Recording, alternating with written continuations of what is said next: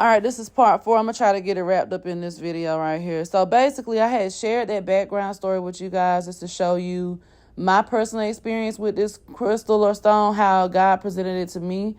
And I wanted to share it with you because it is very important, because God let it circle back to me today when I was doing my Bible study.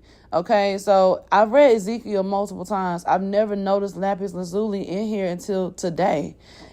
And I was like, oh my God. So I had to do a little digging, and I noticed that in Ezekiel, it was talking about how it was above their minds, basically, or above the heads of the cherubim. But in Exodus, it was saying that it was up under him. You know, it was under God's feet. He stood on it. It also said that in Exodus, when he stood on it, it appeared as clear, but it was still the same crystal, the same stone. But also, that made me think about in Revelations where he said, there is a new name of God that is hidden, and it's hidden in a clear stone. But it also says in Revelations that the name of God is sealed in the foreheads of his people, the chosen ones, the 144,000.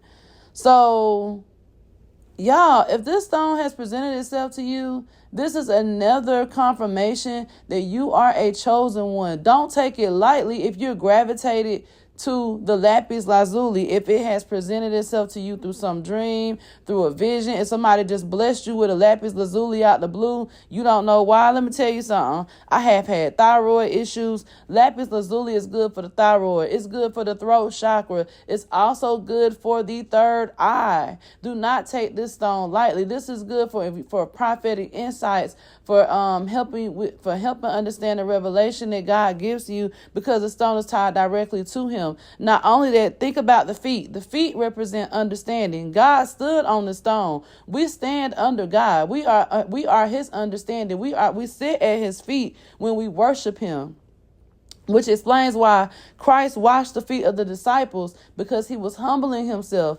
Not that he was worshiping him, but he was humbling himself. So when we worship, we get revelation from God. What does worship do? It opens your eyes. It takes you to somewhere deeper with the Most High God. And the chosen ones are designed to worship. I put this picture of me on here because it showed me with that piercing. I ended up piercing my forehead there because it was a rite of passage for me, which I said to y'all earlier. But it really meant a lot to me, y'all, when I had that vision. So please comment below if you ever had any experience with this lapis